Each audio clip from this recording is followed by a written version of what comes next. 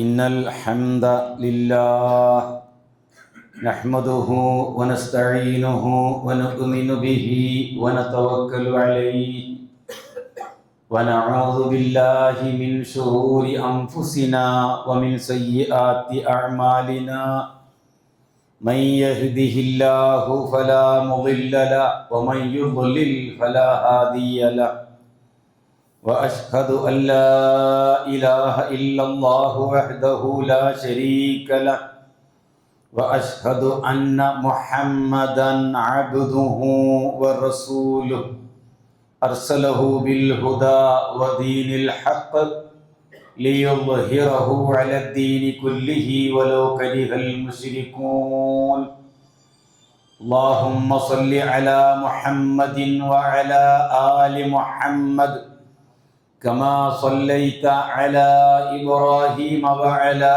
آل إبراهيم وبارك على محمد وعلى آل محمد كما باركت على إبراهيم وعلى آل إبراهيم إنك حميد مجيد أما بعد فإن خير الحديث كتاب الله وخير الهدي هدي محمد صلى الله عليه وسلم وشر الأمور محدثاتها وكل بدعة ضلالة أيها الإخوان والأخوات اتقوا الله عباد الله أعوذ بالله من الشيطان الرجيم بسم الله الرحمن الرحيم إذ تستغيثون ربكم فاستجاب لكم أني ممدكم بألف من الملائكة مردفين.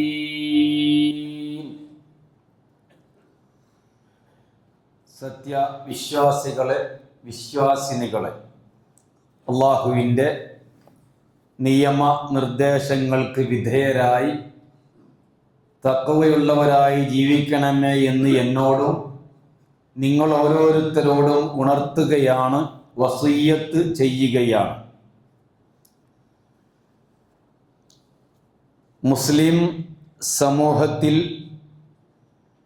Pet പെരുകിയും കൊണ്ടിരിക്കുന്ന ശിർക്കിൻ്റെ കാരണങ്ങളും അതിൽപ്പെട്ട് സമൂഹം വെളിച്ചം കാണാതെ അന്ധകാരത്തിലാകുവാനുള്ള വഴികളെ സംബന്ധിച്ചുമാണ് നമ്മൾ പറഞ്ഞു വരുന്നത്. അതിൽ ഒന്ന് മഹാന്മാരുടെ ഖബറുകളുമായി ബന്ധപ്പെട്ടുകൊണ്ടാണ് എന്ന് നമ്മൾ വിശദീകരിച്ചു. രണ്ടാമത്തേത്, ഈ മഹാന്മാർക്കെല്ലാം അദൃശ്യ കാര്യങ്ങൾ അറിയാം എന്നുള്ള മൂഢവിശ്വാസമാണ് എന്ന് നമ്മൾ പഠിച്ചു.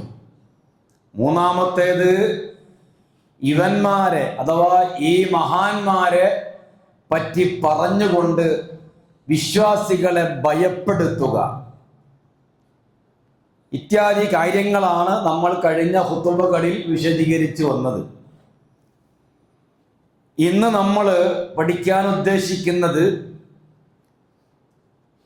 ഈ മഹാന്മാരോട് നിങ്ങൾ പ്രാർത്ഥിക്കരുത്, സഹായം തേടരുത്, അവരോട് നിങ്ങൾ ഗുണങ്ങളോ ദോഷങ്ങളോ ആവശ്യപ്പെടരുത് ഇത്യാദി കാര്യങ്ങൾ പരിശുദ്ധ ഖുർആനിന്റെയും തിരുസുന്നത്തിന്റെയും അടിസ്ഥാനത്തിൽ ഈ സമൂഹത്തെ നമ്മൾ ബോധവൽക്കരിക്കുമ്പോൾ അവർ പറയുന്ന ഒരു ന്യായമാണ്, ഞങ്ങൾ അവരോട് നേരിട്ട് പ്രാർത്ഥിക്കുന്നില്ല, ഞങ്ങൾ അവരോട് ഇസ്തിഗാസ നടത്തുകയാണ്, അവരോട് സഹായം തേടുകയാണ്. ഇസ്തിഗാസ എന്നുള്ള ഓമന പേരിട്ടുകൊണ്ട് ഡയറക്റ്റ് നേർക്ക് നേരെ ഈ മഹാന്മാരോട് പ്രാർത്ഥിക്കുന്ന കാഴ്ചയാണ് സമൂഹത്തിൽ നമ്മൾ കണ്ടുവരുന്നത്. ഇതൊരു അനാസ്ഥയല്ല, ഇതൊരു അപകടമാണ്, ഇതൊരു അശ്രദ്ധയല്ല, ഇതിൻ്റെ പര്യവസാനം നരകമാണ്. അതുകൊണ്ട് നിരന്തരമായി ഈ കാര്യം സമൂഹത്തെ ബോധവൽക്കരിക്കേണ്ടതും അവരെ ബോധ്യപ്പെടുത്തേണ്ടതും ഇത് പഠിച്ചറിഞ്ഞ് മനസ്സിലാക്കിയ വ്യക്തികളുടെയും സമൂഹത്തിൻ്റെയും സംഘടനയുടെയും അനിവാര്യമായ ഉത്തരവാദിത്തമാണ്. ആ നിലക്കാണ് ഈ കാര്യം പറയുന്നത്. ഇസ്തിഗാസ എന്ന പദത്തിന്റെ മലയാള ഭാഷയിൽ അതിന്റെ അർത്ഥം ഇസ്തഗാസ, യസ്തഗീസു, തസ്തഗീസൂന, യസ്തഗീസൂന എന്നിങ്ങനെയുള്ള പദങ്ങൾ ഖുർആനിലും ഹദീസിലും കാണാം. സഹായം തേടുക, തലബുൽ ഗൗസ് എന്നാണ് അതിന്റെ ഭാഷാപരമായ അർത്ഥം.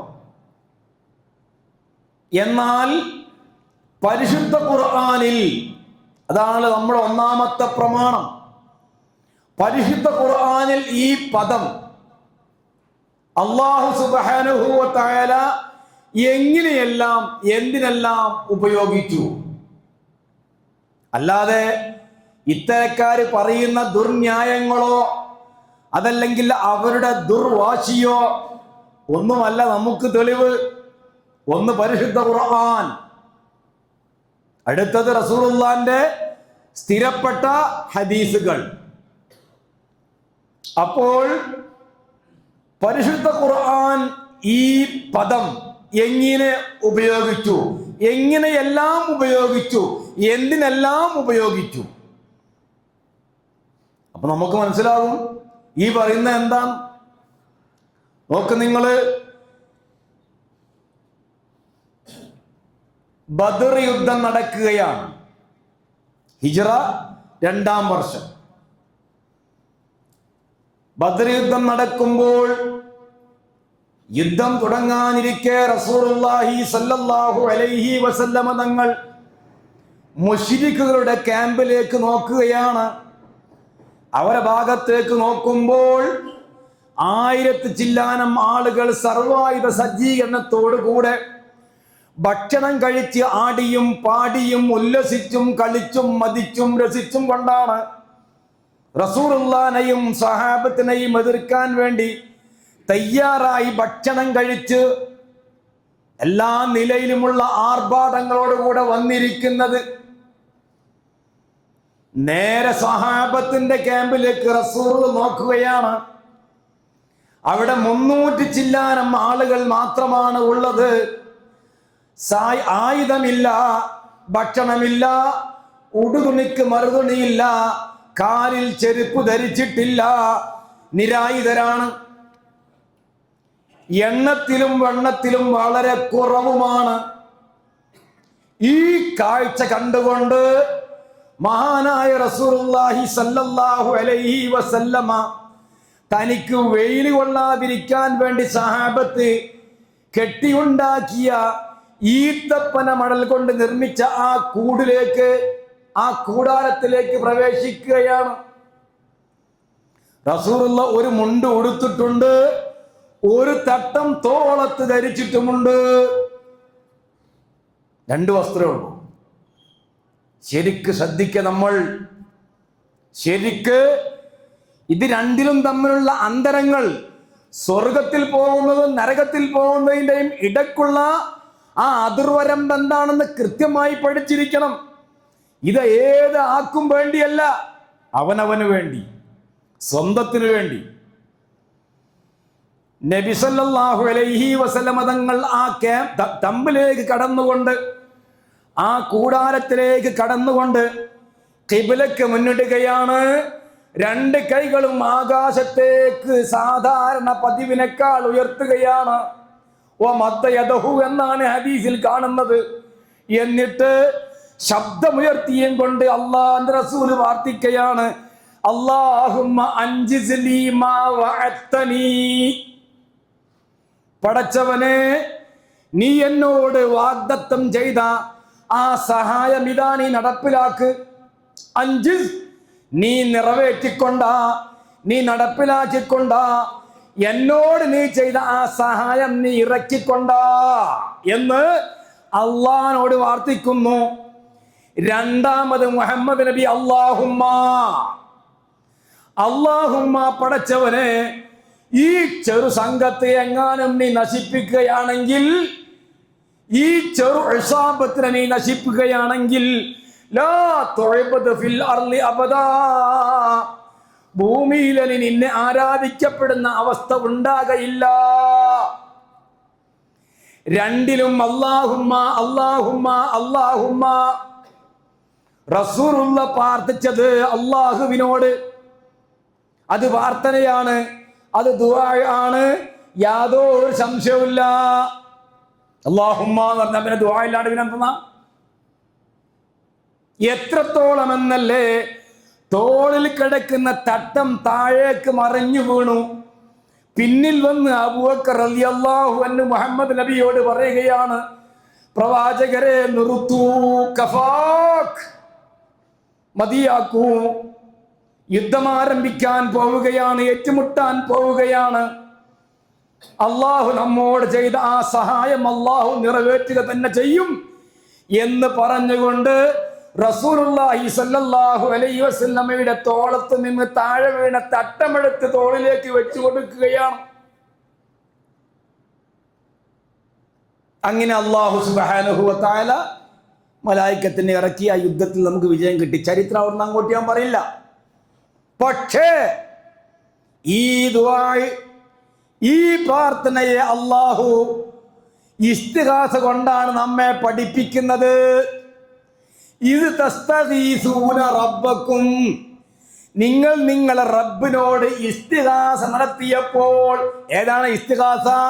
അല്ലാഹുമ്മ അല്ലാഹുമ്മ അല്ലാഹുമ്മ എന്ന് വിളിച്ചുകൊണ്ട് ഖിബ്ലക്ക് മുന്നിട്ട് രണ്ട് കൈകളും ആകാശത്തേക്ക് ഉയർത്തി സാധാരണയിൽ കവിഞ്ഞ ശബ്ദത്തോടെ അല്ലാഹുവിന്റെ റസൂലിന്റെ ആ ദുആയിനെയാണ് അല്ലാഹു സൂറത്തുൽ അംഫാലിലെ 9-ാമത്തെ ആയത്തിലൂടെ ഇസ്തിഗാസ എന്ന് പറയുന്നത്. ഇത് തസ്തഗീസൂന, നിങ്ങൾ സഹായം തേടിയും കൊണ്ട് പ്രാർത്ഥിച്ചപ്പോൾ റബ്ബക്കും, റബ്ബിനോട്, നിങ്ങൾ രക്ഷിതാവിനോട്, ഫസ്തജാബലക്കും, അപ്പൊ നിങ്ങൾക്ക് അവൻ ഉത്തരം നൽകി. അന്നീ മുമ്മിദ്ദുക്കും ബി അൽഫി മിനൽ മലായികത്തി മുർദിഫീൻ, തുടരെ തുടരെ ആയിരക്കണക്കായ മലക്കുകൾ ഇറക്കിയും കൊണ്ട് നിങ്ങളെ ഞാൻ സഹായിക്കാമെന്ന് അള്ളാഹു നിങ്ങൾക്ക് ഉത്തരം നൽകി. ദുആയിരുന്ന ആളാരാ? അള്ളാഹുവിന്റെ റസൂല്. ഏതാ ദുആ? അല്ലാഹുമ്മ. ഖുർആൻ അതിനെ പറ്റി പറഞ്ഞെന്താ? ഇത് തസ്തഗീസൂന, നിങ്ങൾ ഇസ്തിഗാസ നടത്തിയപ്പോൾ. കണ്ടാ? ഇത് തസ്തഗീസൂന. അപ്പൊ ദുആയിനവിടെ ഇസ്തിഗാസ എന്നല്ലേ? സഹായം തേടൽ. അല്ലാഹു സുബ്ഹാനഹു വ തആലയോടുള്ള ദുആയിനെ ഇസ്തിഗാസ കൊണ്ടാണ് അല്ലാഹു സുബ്ഹാനഹു വ തആല പരിചയപ്പെടുത്തുന്നത്. അപ്പൊ ദുആയിന് ഇസ്തിഗാസ അത് സഹായം തേടൽ എന്നല്ല, അതതിന്റെ ഭാഷാപരമായ അർത്ഥമാണ്. ഇവിടെ നബി ദുആർക്കാ ചെയ്ത് ആ ദുആയിനാണ് അല്ലാഹു ഇസ്തിഗാസ എന്ന് പറഞ്ഞത്. കണ്ടില്ലേ? അപ്പൊ നമ്മൾ എന്താ? ഞങ്ങൾ സഹായം തേടുകയാണ്. ഞങ്ങൾ നേരിട്ട് ദ്വാരക്കയല്ല, ഞങ്ങൾക്ക് അവർ പടച്ചോനാണെന്ന് വിശ്വാസമല്ല, ഞങ്ങൾക്ക് അവർ ഇലാഹാണെന്ന് സങ്കല്പമല്ല എന്നൊന്നും പറഞ്ഞിട്ട് കാര്യമല്ല. അള്ളാഹു അല്ലാത്തവരിലേക്ക് തിരിയുന്ന ഏതൊരു ദുആവും അത് ഇസ്തിഗാസ എന്ന് ഓമന പേരിട്ട് കൊണ്ട് വിളിക്കുക, ദുർവ്യാഖ്യാനിക്കുക എന്ന് അല്ലാതെ അതിന് യാതൊരു വിധേനയുള്ള പിൻബലവും ഇല്ല. ഇപ്പൊ 100 കൊല്ലമായി ഇസ്തിഗാസ ജായിസാണ് എന്ന് വാദിച്ചുകൊണ്ട് ശിർക്കിലേക്ക് ജനങ്ങളെ തിരിച്ചുകൊണ്ട് സമൂഹത്തിൽ ഭിന്നിപ്പുണ്ടാക്കി കഴിഞ്ഞുകൂടുന്നു നാട്ടിൽ. എന്തിനു 100-ാം വാർഷിക? ഇസ്തിഗാസക്ക് വേണ്ടിയുള്ള 100-ാം വാർഷികം. അല്ലാത്തവരോട് ദ്വാരക്കാനുള്ള 100-ാം വാർഷികമാണ്.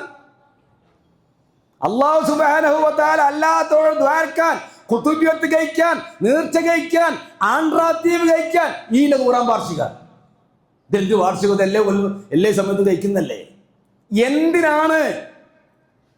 സമൂഹത്തെ ഉദ്ധരിക്കാനാണോ? ഭൗതികമായോ ആത്മീയമായ ജനങ്ങൾക്ക് ഗുണം കിട്ടാൻ വേണ്ടിയാണോ? ഖുർആൻ പ്രചരിപ്പിക്കാനാണോ? ഹദീസ് അവതരിപ്പിക്കാനാണോ? എന്തിനാണെന്ന് ഞാൻ പറയാം. ഇതാ കേട്ടോളൂ. നിങ്ങൾ കേട്ടിട്ടുണ്ടാകും, നാട്ടിലെല്ലാം വലിയ ബഹുമാനത്തോടുകൂടെ ആദരവോടുകൂടെ നേർച്ചപ്പാട്ടിലും മൗലിദിലുമൊക്കെ പറയപ്പെടുന്ന ഖുതുബിയ്യത്ത് എന്ന് പറയുന്ന വമ്പിച്ച പോരിശയുള്ളത് എന്ന് സങ്കല്പിക്കപ്പെടുന്ന ഒരു ഷെയർ അഥവാ ഒരു കവിത. അതാരതെന്നാ പറയുന്നത്? അള്ളാഹുതാ, റസൂലിൻ്റെതാ, സഹാബികളതാ, താബികളുടെതാ, താബികളുടേതാണോ, ഖലീഫമാരതാണോ, മദ്ഹബിന്റെ ഇമാമികൾ ഉണ്ടാക്കിയതാ, ശേഷം വന്ന ഏതെങ്കിലും ഒരു പണ്ഡിതൻ ഉണ്ടാക്കിയതാ? അല്ല.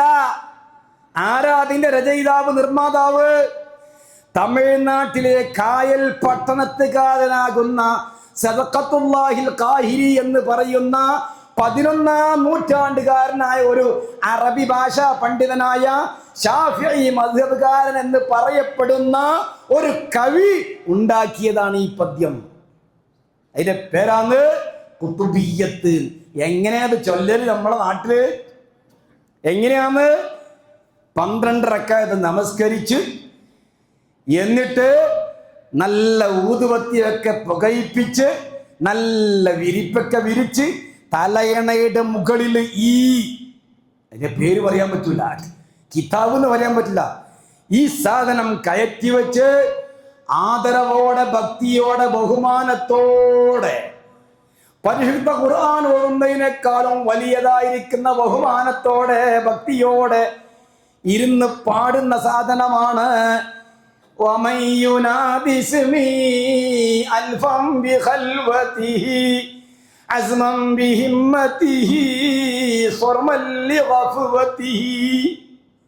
പറഞ്ഞ് എന്റെ പേര് മുഹിദ്ദീൻ ശൈഖ് റഹിമഹുള്ളയിലേക്ക് ചേർത്തുകൊണ്ട് പറയുകയാണ്, എന്റെ പേര് വല്ലവനും 1000 പ്രാവശ്യം വിളിച്ചാൽ, അത് റോഡിൽ നിന്ന് വിളിച്ചാൽ പറ്റൂല, ബസ്സിൽ നിന്ന് വിളിച്ചാൽ നടക്കൂല, ട്രെയിനിൽ നിന്ന് വിളിച്ചാൽ നടക്കൂല. എങ്ങനെയാണ്? അവൻ ഒറ്റക്ക് വേണമെന്നാ. നമ്മുടെ നാട്ടിൽ ഒറ്റക്കാവാൻ വേണ്ടി ലൈറ്റ് ഓഫ് ആക്കലാണ്. അത് ചെല്ലാൻ പോയി ആ സമയത്ത് എന്താക്കലാന്ന്? Light of ആക്കലാന്ന്. ഇതിൽ പറഞ്ഞ ആ ഷർത്ത് കിട്ടാൻ വേണ്ടിയിട്ട്. എന്നിട്ടോ അസ്മം ബിഹിമ്മതിഹി, നല്ല ദൃഢപ്രതിജ്ഞയോടുകൂടെ, സർമല്യ ഖഫുവതിഹി, കൂർമ്മമായതായിരിക്കുന്ന അവന്റെ ശ്രദ്ധയോടുകൂടെ ഉറങ്ങിങ്ങേറ്റോ. ഒന്നും ചൊല്ലാൻ പാടില്ല, അശ്രദ്ധമായി ചൊല്ലാൻ പാടില്ല. നല്ല തൻ്റെ ഇടത്തോടെ, ഉറപ്പോടെ, മനക്കരുത്തോടെ, നല്ല ആദരവോടുകൂടി ചൊല്ലിയാൽ അജബ്തുഹു മുസ്രിഅ, അവന് പെട്ടെന്ന് ഞാൻ ഉത്തരം നൽകും എന്ന് ഈ തലയണന്റെ മേലെ കയറ്റി വെച്ച സാധനത്തിന്റെ ഉള്ളിലുള്ളതാണ്. ഈനാണ് 100ാം വാർഷികം കഴിക്കുന്നത്. അത് നിലക്കാൻ ആരെ വിളിക്കാൻ? എന്തെന്നാ വിളിക്കണ്ടേ? വാക്യം കൂടി പറയട്ടെ.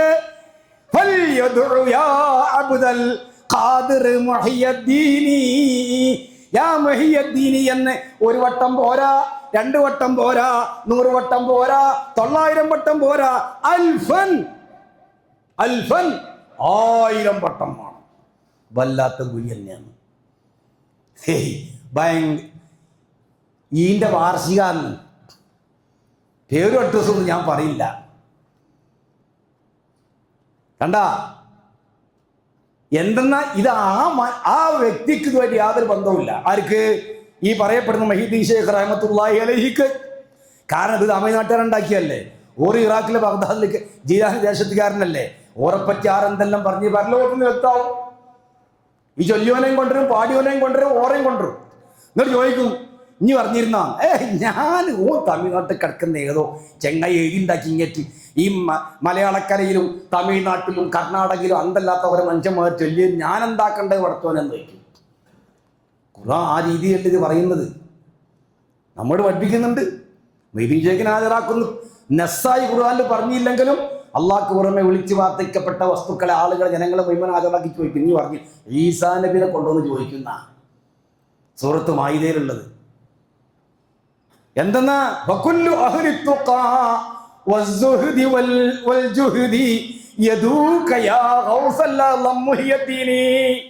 എല്ലാ തഖ്വയുള്ളവരും, എല്ലാ സാഹിദുകളും, ത്യാഗികളും, എല്ലാ ശ്രമാലുക്കളും നിങ്ങളെ വിളിക്കുന്നത് ഗൗസുല്ലല്ലാഹു മുഹിയദ്ദീൻ എന്നാണ് എന്ന് ഈ പാട്ടുകളിലാണ്.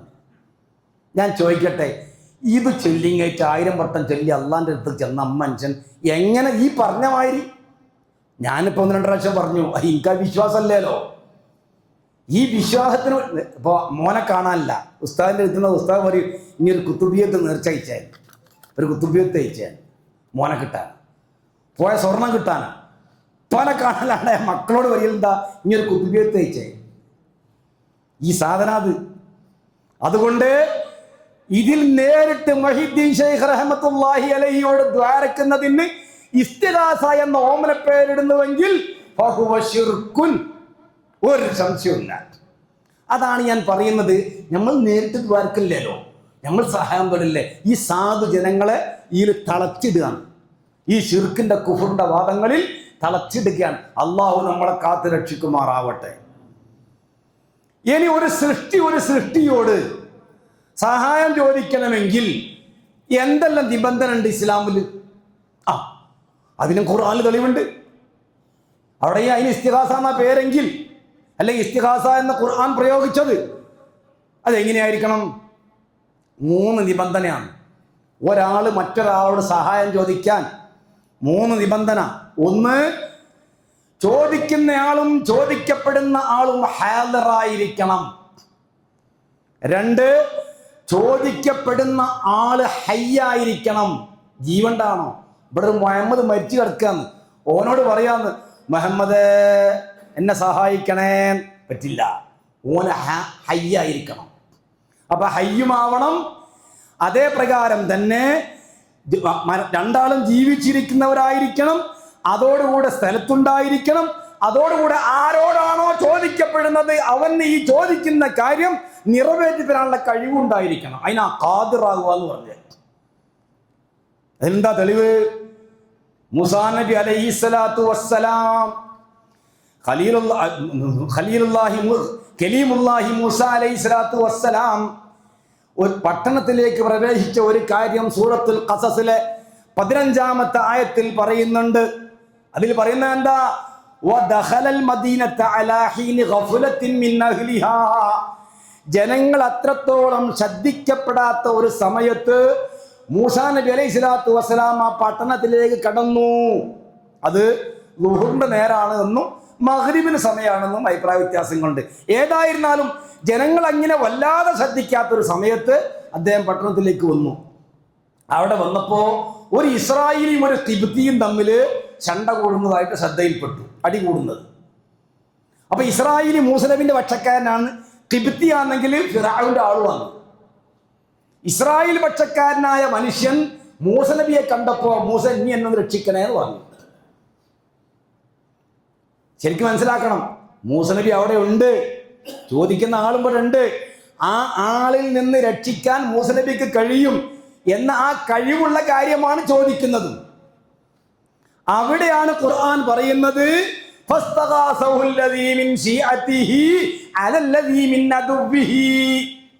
തന്റെ കക്ഷിയിൽപ്പെട്ട ആള് അഥവാ മൂസാ നബിയുടെ കക്ഷിയിൽപ്പെട്ട ഇസ്രായേലിയായ മനുഷ്യൻ തിബത്തിക്ക് എതിരിൽ മൂസ നബിയോട് ഇസ്തിഗാസ ചെയ്യൂ എന്ന് പറഞ്ഞാൽ സഹായിക്കണേ എന്ന് ഡയറക്റ്റ് അവിടെ കിടന്ന് ആവശ്യപ്പെട്ടു. മൂസ നബി മരിച്ചില്ല. മരിച്ചിട്ടുണ്ടോ? ഇല്ല, നേർക്കുനേരെയാണ്. ഇതിന് സാധാ സീത സഹായം തേടുമെന്ന് പറയും. അതിനും ഇസ്തിഗാസ എന്ന പദം ഖുർആനിൽ പറഞ്ഞിട്ടുണ്ട്. അതാണോ അപ്പൊ നടക്കുന്നത്? ഇവിടെ സമൂഹത്തിൽ നടക്കുന്ന ഇസ്തിഗാസ അതാണോ? അല്ല. അപ്പൊ നമ്മൾ മനസ്സിലാക്കേണ്ടത്, മരണപ്പെട്ടു പോയ ആളോടോ നാം ചോദിക്കുന്ന കാര്യം നമുക്ക് നേടിത്തരാൻ കഴിവില്ലാത്തവനോടോ പ്രാർത്ഥിക്കുന്നത് ഒരിക്കലും ഇസ്ലാം അനുവദിക്കുന്നില്ല.